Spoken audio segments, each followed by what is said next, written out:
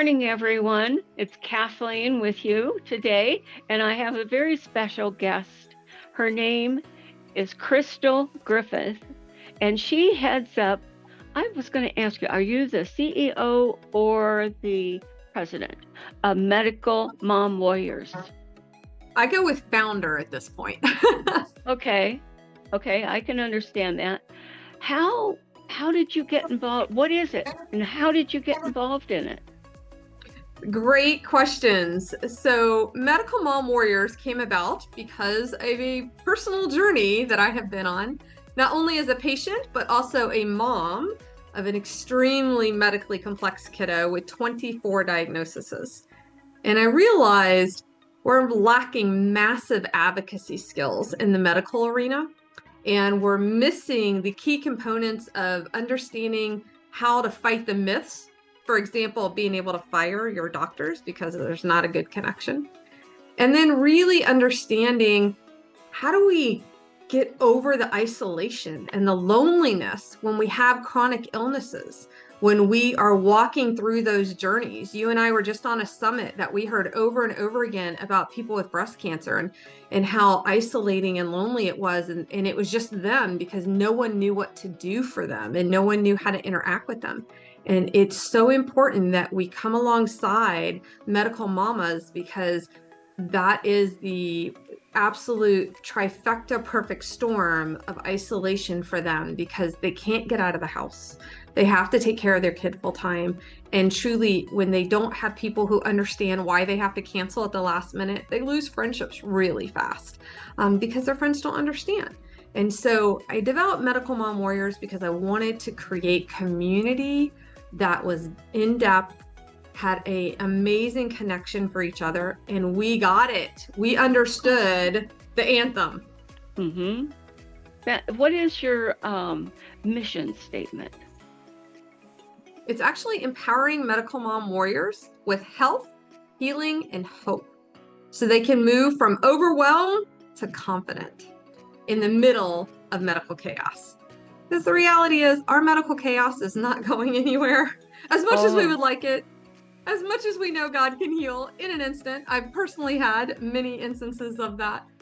But the reality is that's not where we are for everybody and at all times.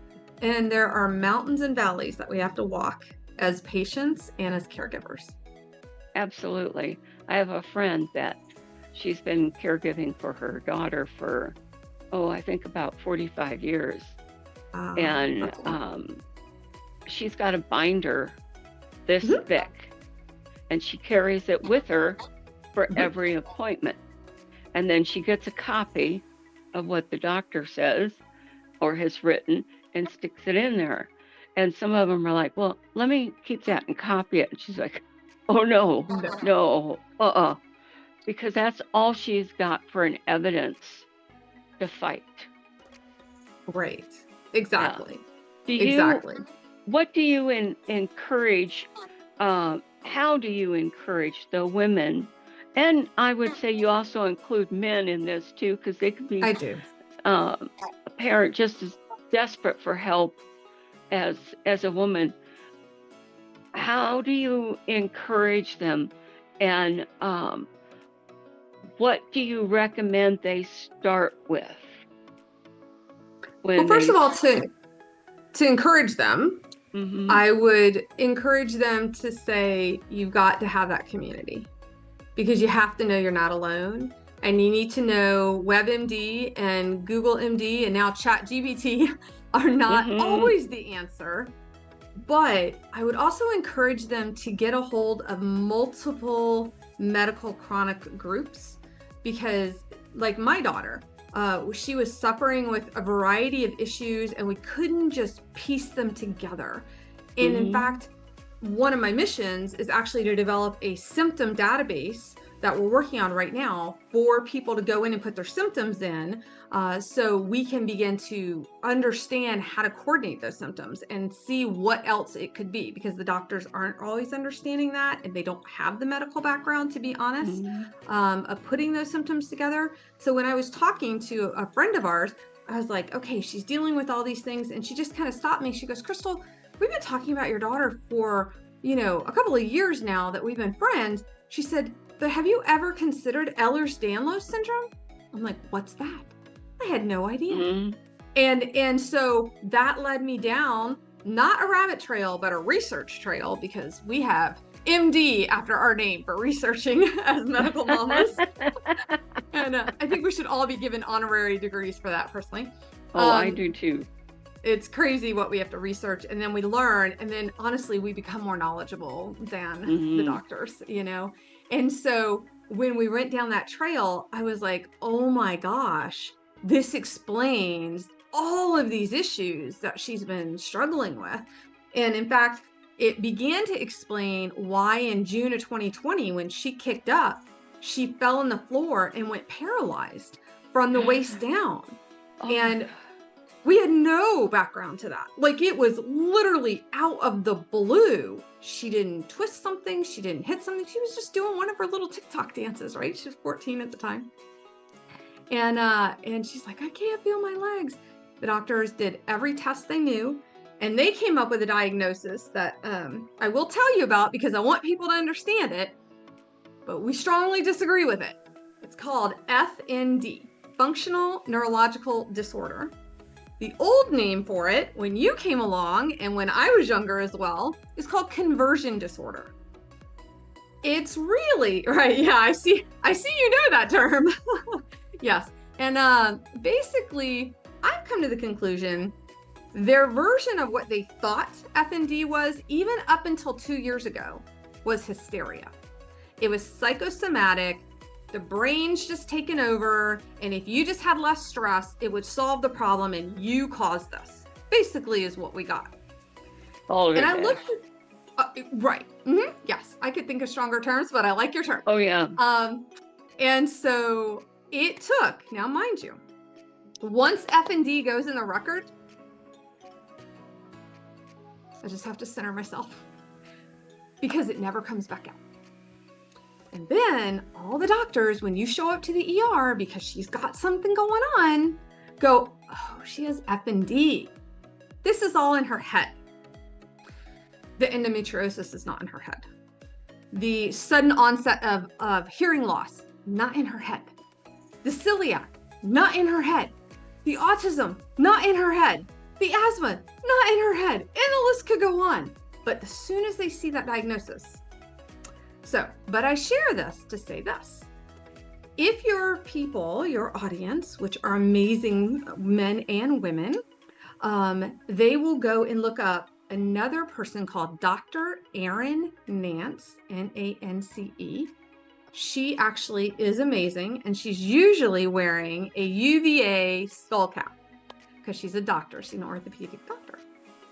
She has gone through a number of different little promos explaining how FND actually works now. And I love that about her because it actually is a neurological wiring deficit issue where the wires get crossed. Now, I will agree with that. But let me tell you what happens with medical mom warriors who research and who begin to put the puzzle pieces together, because we do that as well. We are master chess players and puzzle doers. We have learned, in my own kiddo's way, 2 years after she got that FND, and it took 9 months for her to get her motion and her movement and her feeling back. So she did get it back.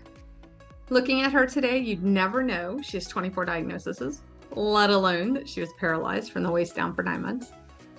We figured out she had something called hip dysplasia. Oh my gosh. It's part one. Now, how did she get hip dysplasia, you might ask? Well, somewhere in utero, my child decided to do the splits. She was what's called footling breech. No one caught that until I was 39 weeks pregnant. There's no room to fix that at 39 weeks pregnant. So, poor girl had a C-section, but they never really did anything about her hips. They weren't bad enough, right? So now we fast forward to 14. Now we're going into 16. She gets this diagnosis and we're like, hip dysplasia. Well, that's interesting. A year later, we come up with and understand, and she is officially diagnosed with Ehlers-Danlos, which I started the story with, which is a connective tissue issue. Now, if you begin to put these pieces together, she kicked up. That moved her hip. That meant her connective tissue didn't hold her hips in place, which meant her hip then rolled over on the nerves in her hip, which caused the paralyzation. Did any doctor ever figure that out? Dr. Mama, right here.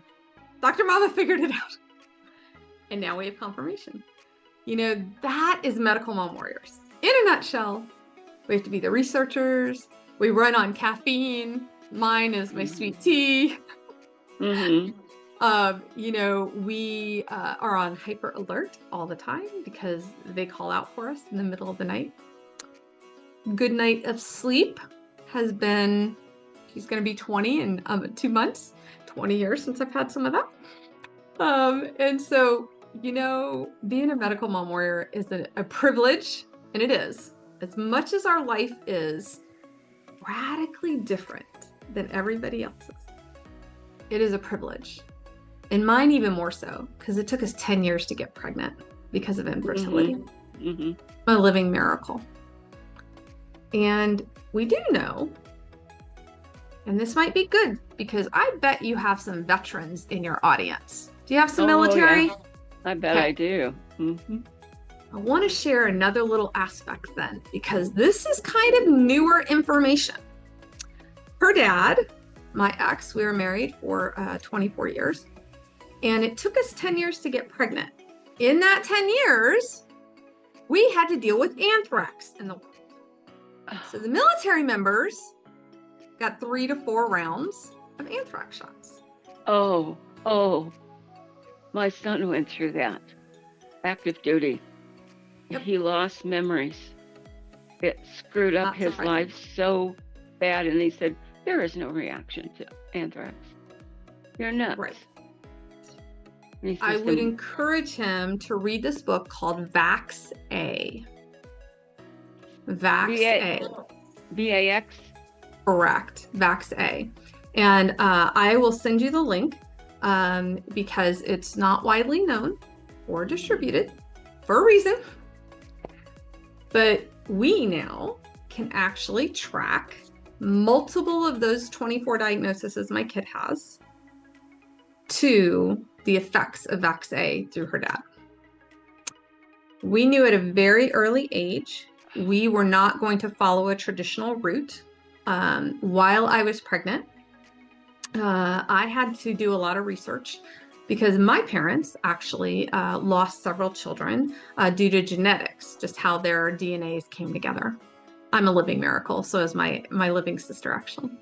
And so I really wanted to be conscientious of the effects of immunizations on children. And I'm not here to debate that because everybody has to walk their own journey on that completely. I just want to share my story. In the process of doing that research, I ran across an academic journal article, and I wish to this day I had saved that thing. And it made the statement that they had stopped immunizing a group of kids in Europe under the age of 2. And the SIDS rate decreased by 50%. Oh, yeah. And I went, what? And because of what my parents had experienced, I went, I don't think we will immunize under the age of 2. I think we'll wait. So we had made that decision to wait. So she didn't have any immunizations at birth or 4 months or the normal schedule. At 9 months, we're sitting in a Cracker Barrel.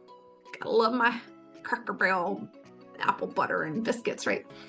And I gave her the tiniest little bit of egg, maybe half the size of my little finger's nail, right? And within moments, she was coughing, throwing up, already swelling. And we had never experienced this. I was like, what is happening? We threw her in the car seat. We were right by the base we were at, which is the Air Force Academy. And we flew onto the base and went to the ER. That was the closest one at the time. And they said, oh, your daughter has food allergies to egg. I went egg as in what's in the vaccinations. And at that point, it was 12 of them they all were always pushing for us to have, but 10 of them were egg-based. And I said, yes. I was like, oh, dear Lord, I would have killed my kid had I given her those. Because we didn't know. And so, that journey, that was her kind of her launch big one into the first official big diagnosis, right? Food allergies. And we found out she had a ton of them.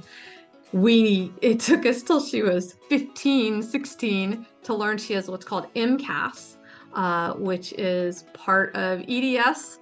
And she also has POTS and MCAS. It's called the trifecta. Yay, her. She has the trifecta.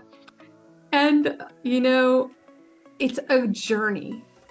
Being a medical mom warrior is a journey, whether you're a patient yourself or a caregiver. Now, I know you deal with children, but what about adults that are not children? Now, didn't have anything going on when they were a child. It didn't happen until they were mature. Is there some help for those? The reason I ask is my mom my dad had 5 different cancers, and he died within 3 months of being diagnosed, 4 months of being diagnosed. So my mom had Alzheimer's 9 years. My sister cared for her. Wow. That's a long time. It's a long time. I couldn't go out to Indiana. My other sister could. She would periodically to let our oldest sister have a break. But it wasn't until the day she went on hospice was the same day that the respite care opened for her. And that was the 1st of August. And in February, she died. But wow. I mean, I know my husband's mother had Alzheimer's, and it's his brother that was caring for her. And it's the generation after me, your generation, is going to end up being the caregivers for humans.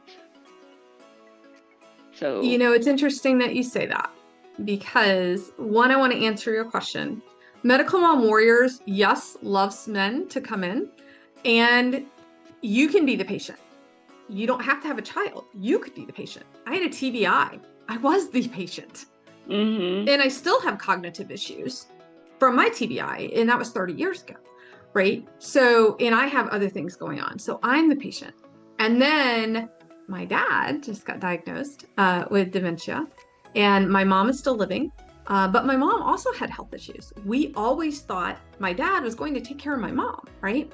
They are 76 and 77 years young. And, they're active. I mean, my dad is like crazy active sportsman. And we were floored. I even remember hearing it and going, you mean mom has it, right? And they're like, no, dad. And I'm like, what? Like, I must be hearing this incorrectly. So that's one of the reasons that I actually moved from the Rockies to Virginia, because I wanted my kiddo to get to know them in their prime. I think the 70s are young. I do. And, looking at you and hearing your story on the summit, I mean, you're on what'd you say, your 5th career? Like, you're young, right? We have so much to do here. There is. There's so much to do. And so it's been interesting being back, because I've seen the progression pretty quickly. And, just the last 2 weeks, my mom was in the hospital with double pneumonia, and then she no sooner got out, and my dad went in with something in his heart, and we're like, what is happening here? And so thank goodness they're both well now. But I think advocacy skills are really a bridge to anybody. And they're really a key in their toolbox, because they have to understand how to advocate either for themselves or for the people that they're caring for, Yeah. they have to understand how to get respite. They have to be willing to put their oxygen mask on first. You know, we often think that self-care is a luxury and we should do that last because it's selfish. No, no. And I love that somebody said recently, self-care is not selfish, because it's not. And it's just like on an airplane. If you do not put your oxygen mask on first, you absolutely will not have enough to pour into anyone else. And that's true of us as Yes. mamas. Mm-hmm. You know, my Yeah. focus in the name medical mama, medical mom warriors, was designed because oftentimes, and I will go as far as to say 9 times out of 10, it's the mom caring for the child. And then you have such a high divorce rate in these families with medical complexities. Mm-hmm. You know, we divorced not due to my kid and what she was walking through, but you know, some other things that were happening that were also causing chaos in the marriage. And so I want to encourage our audience. Medical Mom Warriors is open to anyone. It is, because we have that toolkit. We have many toolkits that help walk the journey. Because even caregiving, I can give you so many amazing referrals and tools for caregiving. And I am not here to corner the market on being a medical mom warrior, because the more that we have, the more the word can get out. I just don't believe in competition in the kingdom.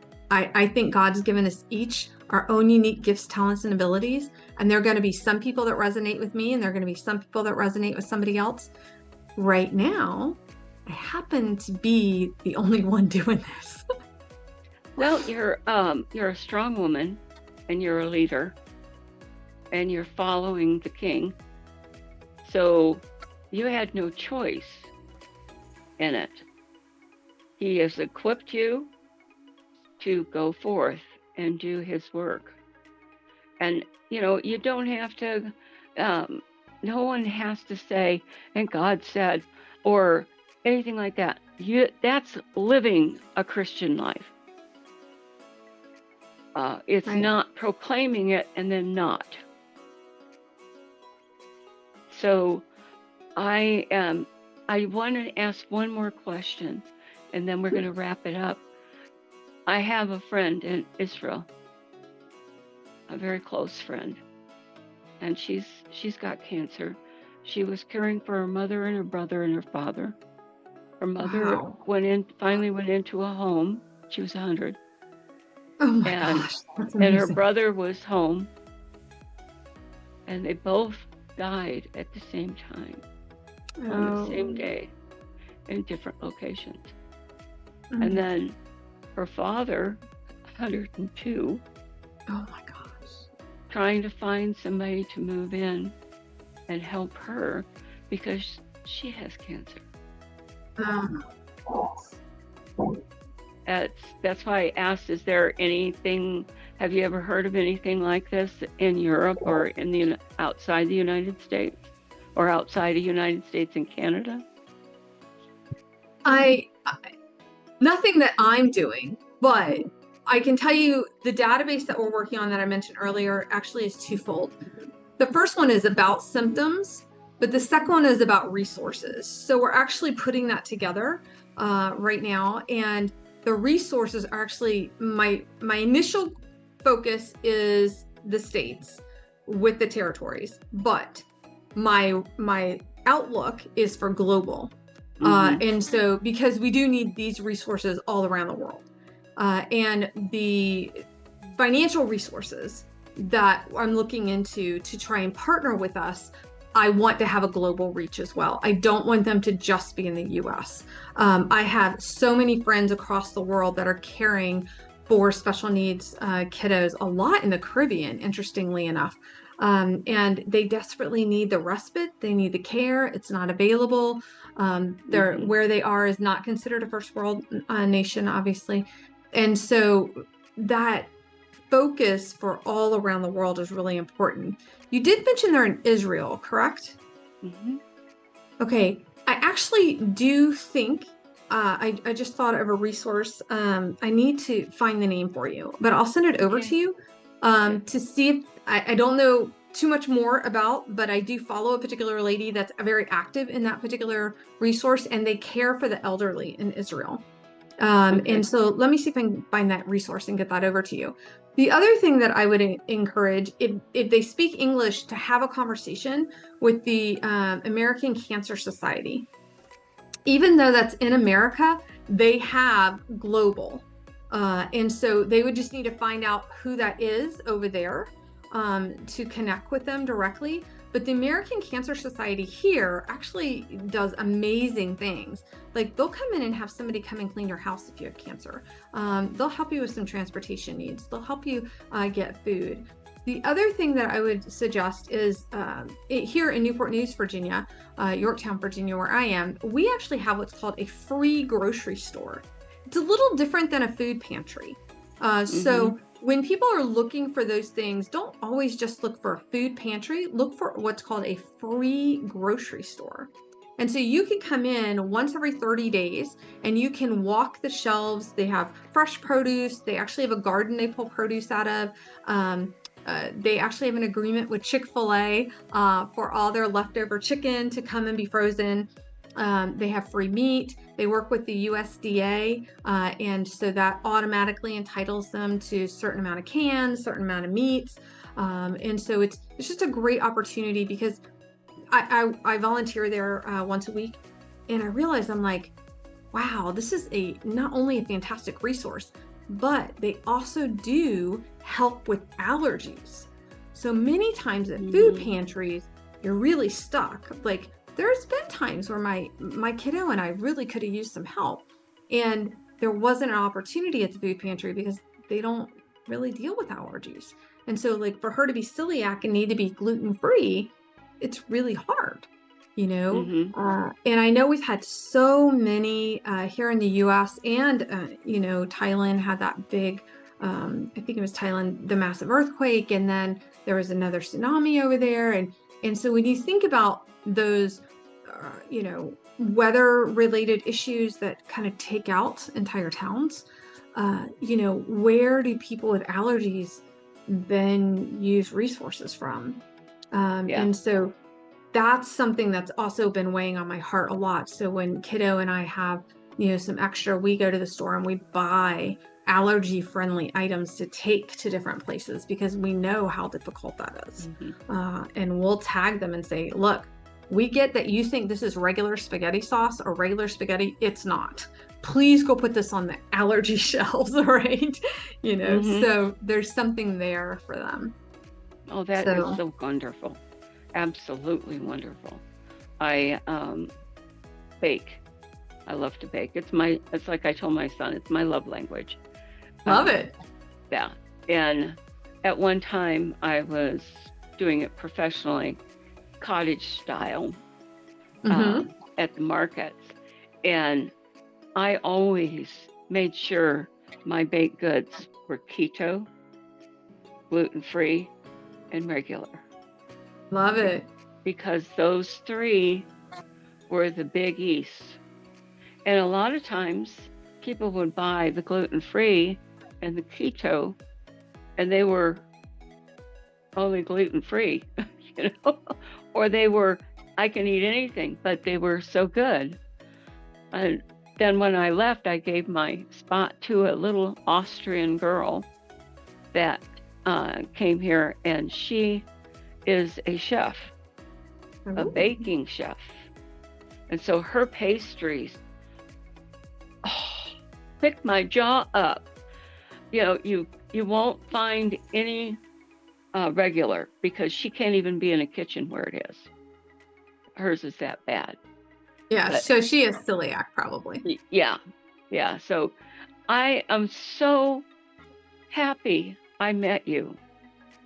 It too. Really touches my heart because I know so many people will watch this. Now, tell people how they can get hold of you. Absolutely. So you'll see right over my shoulder here. Yes. I made it really easy for everybody. And that is my linked tree. So linktr.ee/K